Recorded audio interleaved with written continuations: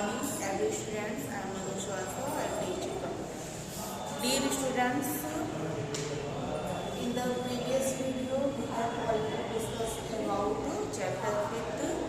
Now today we will continue our chapter 5th. Part 5th. Now today we will discuss about performing calculation in MS Excel. A formula in MS Excel starts with an equal sign and can be maximum of 8192 characters in length. Okay? Performing calculation. A formula in MS Excel starts with an equal sign. हम Excel में formula कैसे start करते हैं? Equal sign से करते हैं. And can be maximum of 8192 characters in length. और इतने लेंथ में हम कैरेक्टर रख सकते हैं कैलकुलेशंस के लिए. The data in A formula can be consist of any of the following. ये निम्नलिखित डाटा है जिसका यूज हम MS Excel में कैलकुलेशन के लिए करते हैं. Value, string or memory, cell address A1 B1. Cell address हमने इससे पहले भी आपको बताया था कि कैलकुलेशन करने के लिए जो सेल एड्रेस होता है A इज कॉलम एड्रेस और 1 is row address. Equal to cell address is A1 and B is column address, 1 is row address. Equal to cell address is B1. Functions sum, average, mean, max, etc.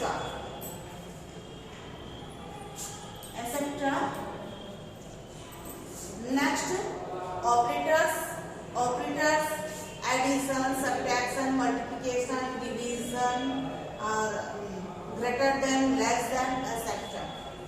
ये आता है parenthesis. ये सब आपके data value है जिसका use हम MS Excel में कैलकुलेशंस के समय करते हैं. Arithmetic operators. यहाँ पे here is a chart in use of MS Excel calculations. Arithmetic operator in MS Excel. Arithmetic operators in MS Excel. ये यहाँ पे कुछ ऑपरेटर्स दिए गए हैं. अर्थमेटिक ऑपरेटर्स कैलकुलेशंस हम बहुत सारे कर सकते हैं MS Excel में, जैसे अर्थमेटिक ऑपरेटर का यूज करके, लॉजिकल ऑपरेटर का यूज करके. तो हम यहाँ पर जो आपको बताएंगे वो अर्थमेटिक ऑपरेटर का यूज करके MS Excel में कैसे कैलकुलेशन करती है. यहाँ अर्थमेटिक ऑपरेटर के ये ऑपरेटर्स हैं, इसकी मीनिंग है एंड यूजेस कैसे करेंगे. आपको ये चार्ट को अच्छे से लर्न करना होगा, तभी आप MS Excel में कैलकुलेशंस को कर सकते हैं. ओके. ऑपरेटर्स, एडिशंस,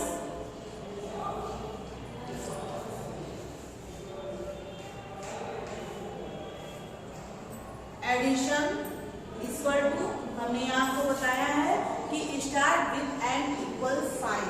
हम जब भी कोई कैलकुलेशन करते हैं कैसे करते हैं? ये इक्वल साइन का सिंबल लगाते हैं. Equal sign 10 plus 5. सब्ट्रैक्शन, ये सब्ट्रैक्शन का ऑपरेटर है और मीनिंग क्या है? सब्ट्रैक्शन इक्वल साइन है 11 माइनस 3. मल्टीप्लिकेशन है, ये मीनिंग क्या हुई? Multiplication equal sign 3 multiply 11. Next है ये डिवीजन. इसकी मीनिंग क्या हुई? डिवीजन. ये डिवीजन का सिंबल है इक्वल. यहाँ पे ये इक्वल साइन का सिंबल हुआ 100, ये डिवाइडेड बाय 34. नेक्स्ट ये एक्सपोनेंशियल है जिस, और ये इक्वल साइन और ये 5 एक्सपोनेंशियल 2. ये परसेंटेज है, परसेंटेज इक्वल साइन 10% आप इस तरह से निकाल सकते हैं. लेकिन इसके लिए आपको ये सारे ऑपरेटर्स को लर्न करने होंगे. हम आपको आज कैसे MS Excel में कैलकुलेशन किया जाता है एग्जाम्पल देकर के समझाएंगे.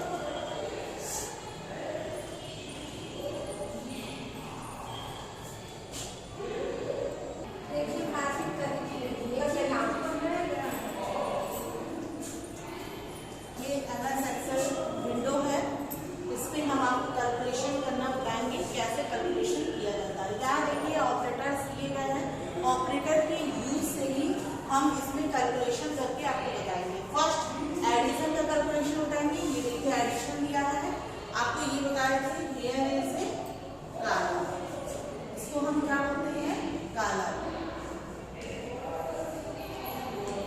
और रो।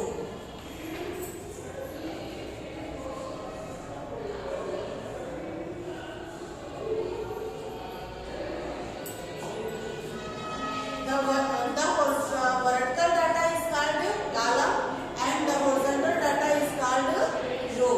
इससे पहले भी हमने आपको बताया था कि the vertical data is called column and horizontal data is called row, and intersection of row and column is called cell. Intersection of row and column is called cell. Cell क्या होती है? रो और column, जो row column address and row address is called cell address. Column address and row address is called cell address. Suppose ये A है, A is column address, one is row address. A is column address, one is row address. So cell address is A1। Cell address is A1। अब हम आपको calculation बताते हैं operators addition का use करके। यहाँ पे देखिए 10 प्लस 5 है 10 प्लस 5। अब इस यहाँ पे हमने बी कॉलम में 10 लिखा, सी कॉलम में 5 लिखा। अब यहाँ पर हम कैलकुलेशन करते हैं। कैलकुलेशन के लिए इक्वल साइन का सिंबल लगाएंगे। इसके बाद B1, ये देखिए यहाँ पे दिया है B कॉलम एड्रेस 1 रो एड्रेस, क्या हो जाएगा B1 plus C1। Press inter. इस तरह से आप इसको कर सकते हैं कैलकुलेशन। और यदि आपका लंबा कैलकुलेशन है तो इसके लिए आपको इस तरह से पैरेंथेसिस लगाना पड़ेगा। Equal sign B1 plus C1 plus D1, और ऐसे करके आप इसका यूज करेंगे यदि आपका ज्यादा है तो। और यदि ज्यादा नहीं है, ज्यादा है तो आप B1 और फिर इसका यूज करके आप यहाँ पर E1 ऐसे करके कर सकते हैं। लेकिन यहाँ पे सिंपल कैलकुलेशन का यूज करना है तो सिंपल कैलकुलेशन में ये नहीं लगेगा आपका किस तरह से होगा। यहाँ इक्वल साइन का सिंबल होगा, सिंबल B1 और plus C1। Press enter. Okay, clear. Next देखिए आपका सब्ट्रैक्शन है। सब्ट्रैक्शन देखिए यहाँ पे आपका दिया है 11 3। अब यहाँ देखिए इक्वल साइन का सिंबल लगाएंगे। इक्वल साइन का सिंबल लगा करके आप क्या करेंगे, यहाँ पर फिर लिखेंगे B2, क्योंकि रो एड्रेस B2 हो गया है तो B2 minus C2। Press inter. जैसे ही आप प्रेस इंटर करेंगे आपका यहाँ पर तुरंत आ जाएगा। सपोज जैसे ये 10 और ये 5 है तो यहाँ पे ये हट जाएगा और 15 आ जाएगा। जैसे ये है और ये है, तुरंत ये हट जाएगा और फिर यहाँ पर माइनस करके आपको तुरंत दिखा देगा। इसी तरह से मल्टीप्लिकेशन में भी है। जैसे आपका 3 मल्टीप्लाई 11 है तो इक्वल साइन लगाइए B3 multiply C3 multiply C3। Press inter. ये आपका फार्मूला है और इस तरह से आप फार्मूला को लगाते जाएंगे। जैसे डिवीजन है, डिवीजन में आपका देखिए दिया 100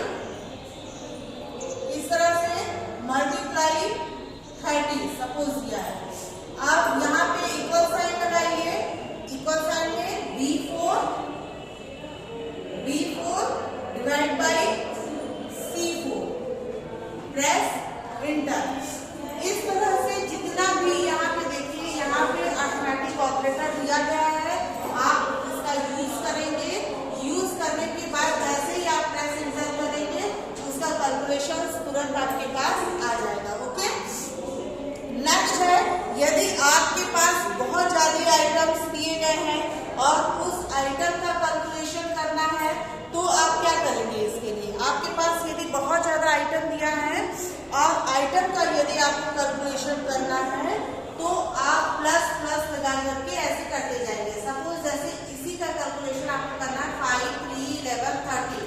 अब इसका कैलकुलेशन आपको करना है चाहे 10, 11, 300, इसका जिसका भी कैलकुलेशन करना है। सपोज आपको कॉलम वाइज कैलकुलेशन करना है तो आप यहाँ पे कैलकुलेशन में आप यहाँ कर सकते हैं और यहाँ पे ये इक्वल साइन का सिंबल लगाने के बाद क्या करेंगे C1, क्योंकि रो एड्रेस C1 है तो आप यहाँ पर लिख देंगे C1 ये ब्रैकेट में और इस तरह से लगा देंगे।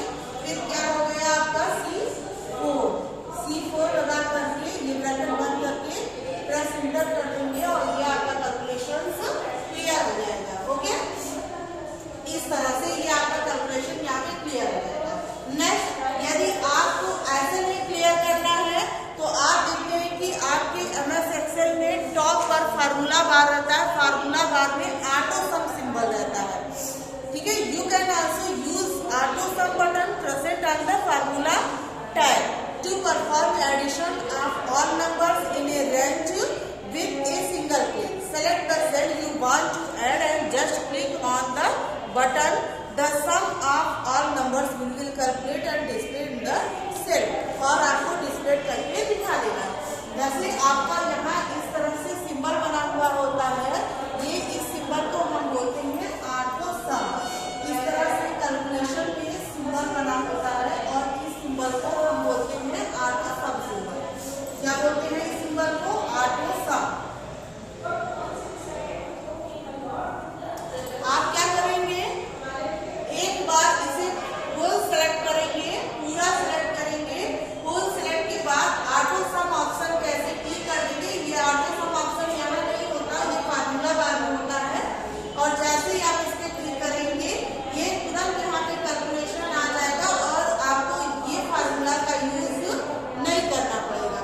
यदि आप ऑटो सम कैलकुलेशन का यूज नहीं कर रहे हैं तब आपको इस फार्मूला का यूज करना पड़ेगा और यदि आप इसका यूज कर रहे हैं तो इसका नहीं करेंगे, इसका यूज कर रहे हैं तो इसका नहीं करेंगे। आपको जो इजी वे में पड़े वही कर सकते हैं, लेकिन आप ऑटो सम का ऑप्शन का यूज ओनली एडिशन के लिए यूज कर सकते हैं और सब्ट्रैक्शन या मल्टीप्लिकेशन के लिए यूज नहीं कर सकते हैं। ओके, नेक्स्ट टॉपिक आपकी है managing A worksheet, renaming A worksheet, deleting a worksheet and saving a worksheet, closing a worksheet. आप किसी को भी कैसे कर सकते हैं।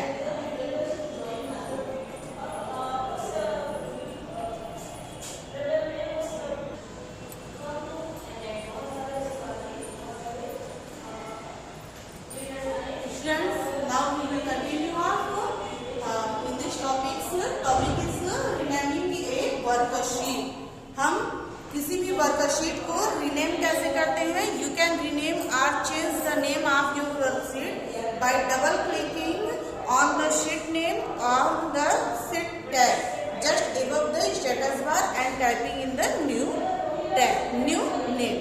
हमारा जो स्टेटस बार होता है एकदम नीचे, उस स्टेटस बार पे ये हम क्लिक करके सपोज यहाँ पर ये आपका एक्सेल विंडो है और एक्सेल विंडो में आप देखते हैं यहाँ पर स्टार्ट होना दिया रहता है और स्टार्ट के बाद यहाँ पर देखिए ये टास्क बार रहता है, स्टेटस बार रहता है, इसी के पीछे कुछ रहता है। यहाँ पर ऊपर जहाँ पर आपको वर्कशीट ऐसे करके दिया रहता है, इसी हम राइट क्लिक करके यहाँ पर डबल क्लिक करके भी और फिर हम इस नेम को चेंज कर सकते हैं। या right click on the sheet name, right click on the sheet name इस तरह से एंड रीनेम, राइट क्लिक करेंगे, रीनेम ऑप्शन पे क्लिक करते हैं और फिर हम उसे इसके नेम को चेंज कर सकते हैं, जो भी नेम देना चाहते हैं। Okay, clear. नेक्स्ट है changing the colour of the sheet tab. To change colour of the sheet tab, right click on the sheet tab and select tab of color option. Choose a color of your choice from the sub menu and that appears.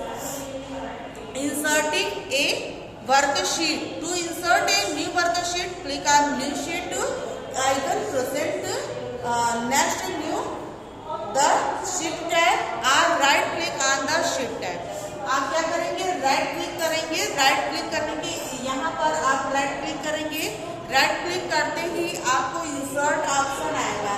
Insert option पे जैसे ही आप click करेंगे उसमें आपको देगा worksheet insert करनी है या आपको रो एंड कॉलम। तो आप वर्कशीट पे अगर क्लिक कर देंगे तो एक न्यू वर्कशीट इंसर्ट हो जाती है। नेक्स्ट है deleting a worksheet. To delete a worksheet right click on the shift tab and select deleting option. Suppose आपको ये वर्कशीट डिलीट करनी है तो आप इस पर राइट क्लिक कीजिए। राइट क्लिक करके डिलीट ऑप्शन जो आएगा उसमें राइट क्लिक करने पे एक सब मेनू आता है। सब मेनू से डिलीट ऑप्शन को चूज कीजिए। ये वर्कशीट आपकी डिलीट हो जाएगी। नेक्स्ट है saving a worksheet. To save a worksheet follow the given step. Step first, click the file tab. Step 2, click the save option from the backstage view. Step 3, click on browse option. The save as dialog box appear. Step 4, type the file name in the file name box. Next option, click the save button. Excel automatically add a period and dot extension .xlsx to the file name. After the workbook is saved, the file name appears in the place of book 1 on the title bar. आप जहाँ पे आपको book 1 दिखेगा वहाँ जिस नाम से आप अपनी फाइल को सेव करेंगे वो आपको शो करने लगता है। आपको सेव करने का मेथड सेम वही है जैसे आप एक्सेल में, जैसे आप MS वर्ड में, पेंट में या फिर MS Word, MS Excel, MS PowerPoint या वर्ड में या पेंट में जैसे आप सेव करते हैं, सेव करने का ऑप्शन फाइल का सेम हर प्रोग्राम में सेम ही होता है। Closing a worksheet. When you use Microsoft Excel you have two option to open many workbooks. However, after finishing the work you need to close the open workbook. To close an open workbook, follow the given steps. Step first, click on the file tab. Step 2, click the close option from the backstage view. It close the open workbook. Students, now this chapter is completed. I think you understand in this chapter. हमने आज इस chapter में आपको practical के भी कुछ method बताए हैं। यदि आपके पास फैसिलिटी है, कंप्यूटर है, कुछ भी है तो आप प्रैक्टिकल